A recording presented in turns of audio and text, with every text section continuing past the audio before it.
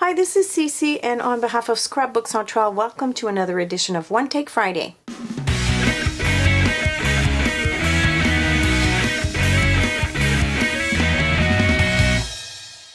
Ever wish you could take your whole craft room with you on vacation? Well, that would be fun, but what if I were to tell you that you can bring all of the Ranger's colors in one pen and a stack of pre-stamped images that will take no space in your luggage and allow you to color by the beach? Here's how it's done. So what you're looking at right now is the Ranger's palette. And the cool thing about this palette is it's very slim and it's got a cover.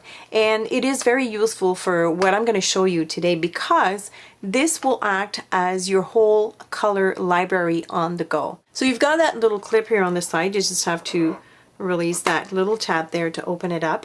You have 36 wells to add colors. That means you've got 36 colors to take on the go with you. I filled each well with alcohol ink. It will become solid. As you can see here, I'm running my fingers inside the wells and nothing is coming off. We're going to reanimate these colors when we want to use them. Now I just covered the bottom of each well. I didn't fill it up, I just covered each bottom of the wells. So now I have 36 colors in my palette here. And what I did on the other side is I started identifying my colors. So for instance, this section here is a representation of these 9 wells right here. So I know that in that spot I have the color lettuce, and I also made a swatch and I just punched it out with a circle punch and I glued it on with some glossy accents. So when you look at it from the top, it's still nice to see. And this will be important because when you want to refill your wells, you want to know what color to add. And it's a good reference to have. So you're going to ask me, how are we going to color now with these beautiful solid colors? Well, we're going to use this. This is the alcohol ink fillable pen. This pen is your brush and your alcohol solution. It's kind of like a Copic marker in combination with these. The difference is that instead of having ink in your barrel, you're going to have alcohol blending solution. Let me show you what it looks like. You've got a brush tip and a fine point. This is a fine point. As you can see, it's great for detailing. And on the other side, you have the brush tip. And this is where you're going to fill up your marker with the alcohol blending solution. So there are 2 little metal tabs here. You're just going to pull that out. Comes out very easily. You're going to take your alcohol blending solution, pour a few drops in there, and then put back the tip. Put 5 to 6 seconds of this solution, like holding it 5 to 6 seconds inside the barrel. I would say do it twice, test it out. If it's not too much, then do it again. So I'm going to replace this. I have obviously refilled my pen, and I'm going to show you how you're going to use it. And if I run my marker on my craft sheet, you'll see here that I have liquid. So I have my pen here, and I'm just going to pick up some of that color in my palette well. As you can see here, I've got color. And I'm just going to scribble on my cardstock here, and this is what you get. You get a beautiful gradient of the color. So the cool thing about this is that you only need 1 marker. You can use all of these colors with just 1 marker. You have red on the tip, no problem. You just scribble until there is no color on your tip. And it comes out clean. This is how you wash your tip. And now I can go in with another color and do the same here. Look how beautiful that is. The other cool thing about this is that you can also remove some color by going back in with your pen and start removing the color. Now I just colored on stamping paper, but you could color as well on any non-porous surface. The only thing is it's going to react differently in the sense that if you have 2 colors side by side, one will eliminate the other one. It's not going to blend the way it would blend on a porous surface. So I've got an image here that I pre-stamped, and for this it's really important to remember that when you're using alcohol inks, you do need to use Memento Tuxedo Black. This was especially formulated for Copic markers, and it does work with the alcohol inks. I have tested the Adirondack archival ink smears a little bit. If you want to test it out and heat set it, maybe it'll work, but I thought that for the drying time it wasn't worth it for me. So I like to use the Memento Tuxedo Black because it does not smudge at all, and you'll see once I start coloring. I'm going to start first by my lightest color, and I'm going to pick up some willow, and I'm sorry you can't see what I'm picking up here because I can't show you from up close if I show you the well. So I'm going to start applying my color on the leaf here, and as you can see there is no smearing, and for this I've realized, and I've sampled this for the past few hours, I realized that it is best to work in circles. Whereas when I work with Copic markers, I tend to flick. I found that I had better results if I go in circles like this. So I've got my base coat right here. I'm going to clean up my brush dip on my craft mat. Doesn't have to be paper. The other thing that I forgot to mention is that the tip will never wear off because it is made of this special material, probably much like a Copic marker.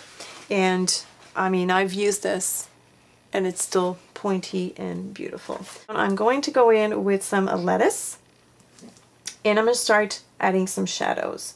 So I'm going to start here. And as you can see, I'm darkening my my leaf. I'm still retaining some of that willow here. I may be adding a little bit more just to give it more of a dark effect here. And like any other type of coloring, it is practice, practice, practice. Now I'm going to go in with a darker green, and this one is Bottle. And I'm going to start darkening even further, just this section.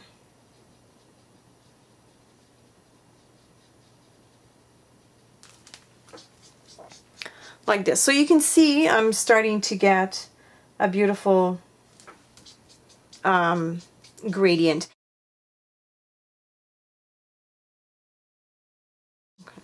And you can play with it the way you want to. Obviously, the more you color with this, you're going to start removing the ink after a while because this has no color inside. Remember, this has the blending solution in it. So eventually, when the brush tip runs out of its color, what's going to come out is the blending solution. So it's a little bit different in the sense that the Copic has the ink, so the more you color, the more intensity you have of the color. This is a little bit different. It goes from dark to light and lighter until it's only the blending solution. So I'm going to color this little flower for you. I'm going to pick up some shell pink, which is a light pink, and I'm going to go all over my flower. Now I'm going to go in with red pepper, and I don't want it too dark, so I'm just going to scribble on my paper like so, and maybe start removing some of that dark color like this. So already I have a beautiful shading starting to take shape, and then I'm going to go in with Raisin to add the dark accents.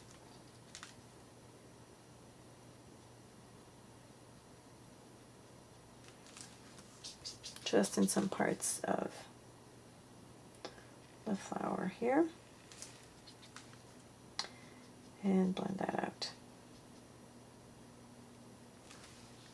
So as you can see, I've got a beautiful shadow right there.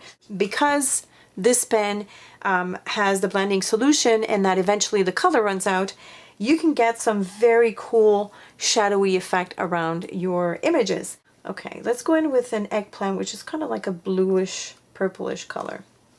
And I don't want this too dark. So I'm going to go in here. And again, like I said, I prefer to work in circles just for this particular medium. But as you can see, as I move further up, I get to a point where there is only alcohol blending solution, which means that you can create fun shadowing around your images. I'm going to come here.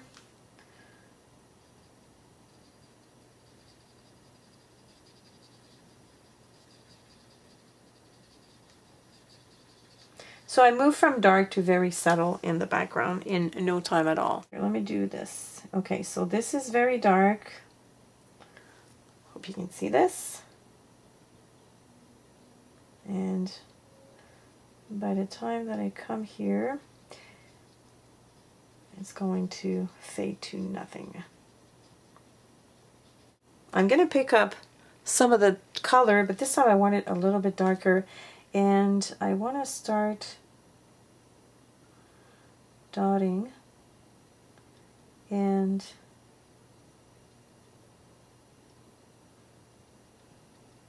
fade to nothing.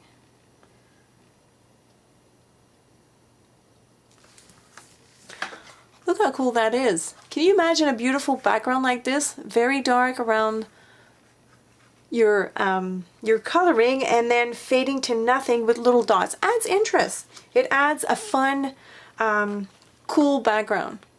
So all in all, I think this is a cool idea, and it's not mine, so don't credit me for this idea. I'm not that brilliant. Tim Holtz came up with this. I think it's the greatest thing for on the road crafting. I will definitely take this to Chicago with me because next week we're on the road. I will experiment some more with these cool alcohol inks, and if I have any tips or tricks to share with you, I will let you know. I hope you do give this a try because I think this is a great alternative to bringing a ton of crayons, markers, or your Copics on the road. This can easily slip inside your purse or your luggage. Just, you know, stamp a few images before you leave and you're good to go. The other cool thing about this type of coloring is that because it is alcohol based, you can go inside an image as often as you want without having your paper start pilling on you. Like I said, it needs practicing, and I just practice and I found a method that I really enjoy. It is to lay down my lightest color. Before I proceed with the second color, I will determine where my highlight is supposed to be. In this case, the leaf is curving down, so I decided that the lightest point would be in here. So my goal was to leave that space as light as possible and the ends and the beginning right here as dark as possible. So what I did is I laid down a first coat of willow, and then I went in with lettuce and I went right up to here and right up to here. I did not worry about the line that it left. Then I laid down the last color and I added it probably all the way to here. And then what I did with the pen was moving from the center point where I wanted the highlight. I sort of brushed back all of my colors, and that eliminated the lines of separation between, as you can see I'm still doing it, between the colors. So, and that gives me that beautiful highlight right here and the darkest at the tip and right at the beginning right here. So I hope you've enjoyed this. Let me know if you try it. If you have any questions or comments, as usual, leave them below, and I will talk to you in 2 weeks' time. Bye!